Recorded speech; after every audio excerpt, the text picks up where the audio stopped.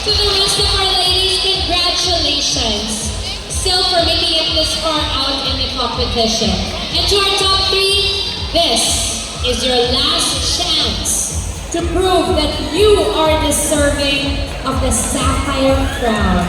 Good luck to all of you, and let's begin the final question and answer round with finalists number 5, Princess Ella or Olmilla. Okay, are you ready? We're ready. Okay, candidate number 5, we have one common question. And that question comes from our mayor, Mayor Albi Benitez. If you were mayor, what would you do for Bacolod City? Let me repeat. If you were mayor, what would you do for Bacolod City? If I were the mayor of Bacolod City, I would prioritize 4 things: innovation, inclusivity, sustainability, and culture. Innovation means I will be taking some risks and opportunities to embrace new technology, to make Bacolod City a pioneer when it comes to new technology, artificial intelligences, and the like. When we talk about inclusivity, I will make sure that no Bacolodnon is left behind. Everyone will be included, may it be the LGBTQIA+ community, the children, or the others in our society. For sustainability, I would like to ensure that we are not compromising our environment when it comes to progress and development. And lastly, culture. Even though we are already embracing progress and development as a super city, I would like to make sure that embedded in us is the culture of being a Bacolodnon. May the Masskara spirit stay with us because we are Bacolod City. We are a tapestry woven with modernity and culture. Thank you so much. Wow, very awesome. Alright, so next up, we call on finalist number 2, candidate number 7, Cindy Valencia. So Cindy, ano yung song na pinapatugtog kanina doon sa post niyo? Actually, I don't listen to songs very much, so I'm not familiar with them. But just to make sure, you didn't hear the question? No, I was just smiling. Alright, so your question is, this comes from Mayor Albi Benitez. If you were mayor of Bacolod City, what would you do? Again, if you were mayor, what would you do for Bacolod City? As Bacolod City is on the road to super city, it is first and foremost that we should go back to our roots. Remember that our identity must embody resilience. But this resilience must meet with inclusivity, innovation, and dynamic collaboration with among the people. Government, advocacy groups, and every Bacolodnon should be involved in this process. If I were mayor, I would address the road widening for sustainable urban planning now that investments are coming in the city.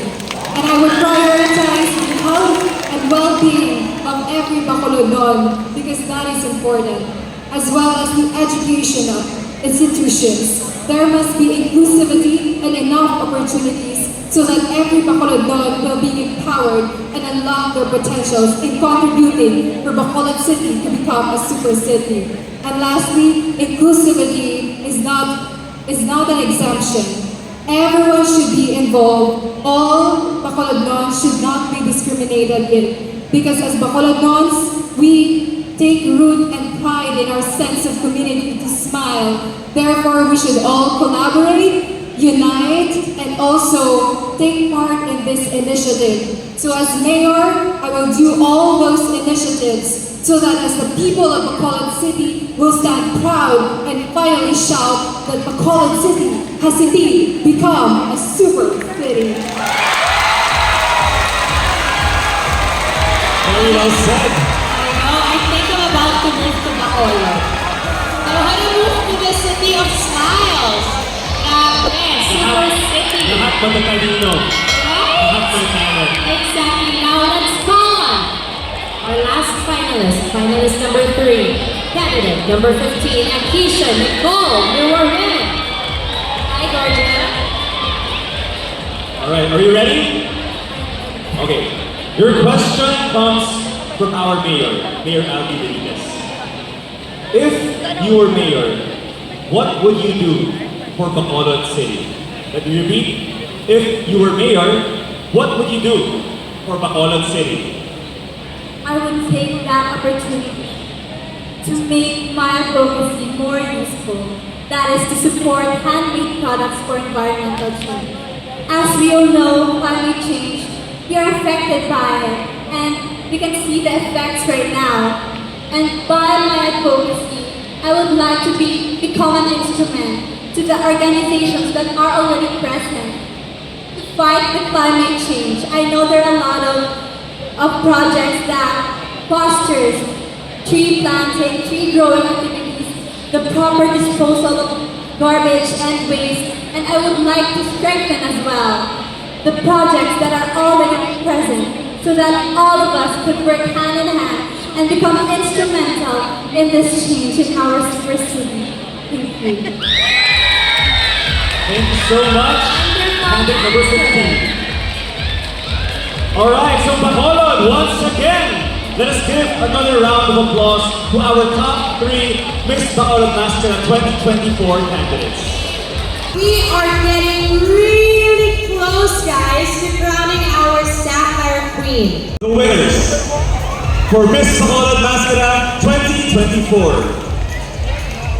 Out of our top 3, the organization will be the ones assigning them to the national or local pageant where they will be representing Bacolod City.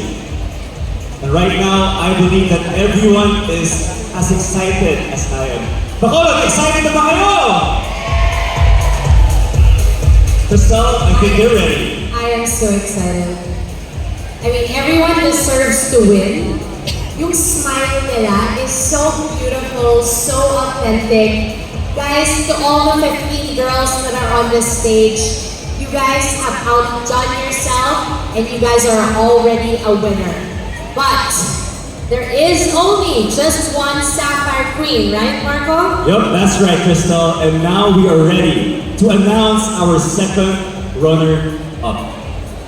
Crystal, can you do the honors? To do it? Of course. Our second runner-up goes to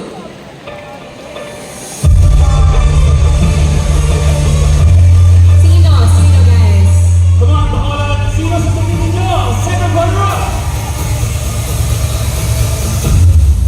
Candidate number 7, Cindy Valencia.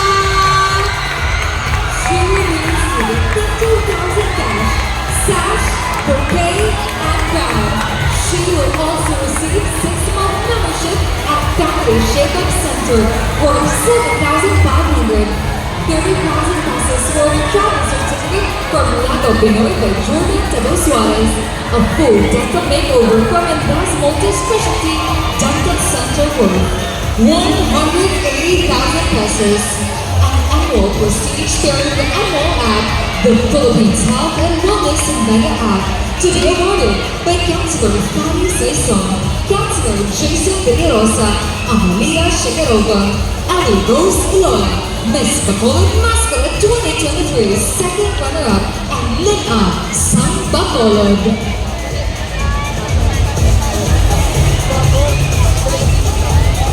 And now, we will announce our first runner-up. So that means the person that I will be announcing is our Miss Bacolod Masskara 2024. Bacolod, are you ready? Ready?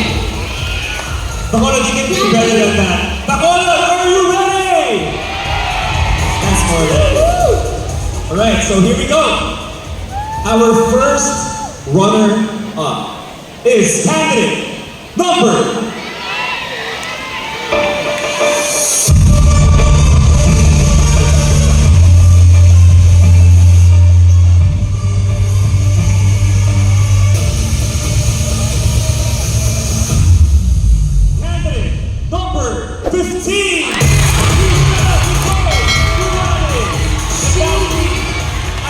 Bacolod Masskara 2024 is candidate Number 5. First runner-up will be receiving 100,000 cash, sash, bouquet, and crown. She will also receive 6-month membership of Family Shipping Center worth 15,000, 30,000 worth travel certificate from Lago Pinoy by Jordan to Suarez, a full dental makeover from Endas Multi-Specialty Dental Center worth 180,000 pesos, an annual prestige through the annual app, the Philippines Health and Wellness Mega App.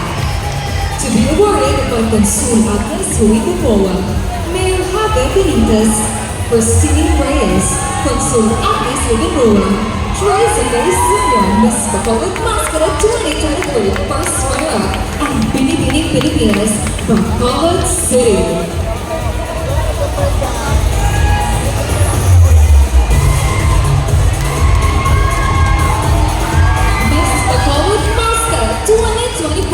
Will be receiving 150,000 cash, sash, bouquet, and crown by our official crown designer, Michael Balinado.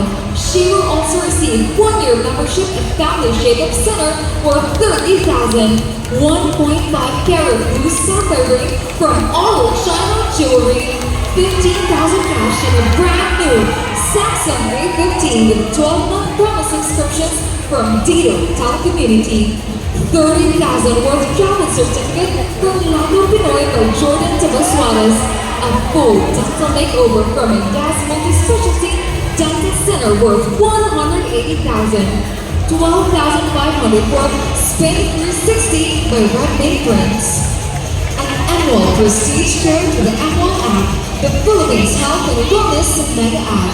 To be awarded by Congressman Greg Gasataya, Mr. Joji Dingdong, Undersecretary Margarita Gutierrez, and Yvonne Catacco, Miss Bacolod Masskara 2023, and Miss Universe Philippines Bacolod City.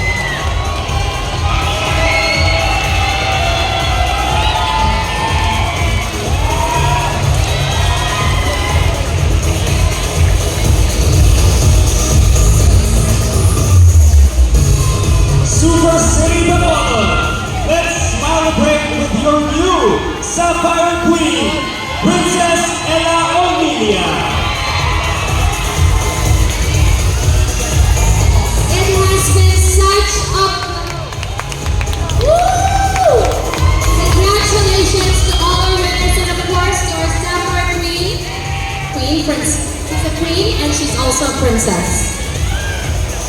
It has been a pleasure to be part of this wonderful evening. So once again, my name is Crystal Bello Pitt. And I am Marco Gumabo, and this has been Miss Bacolod Masskara 2024. Thank you all for coming, and Happy 45th Masskara!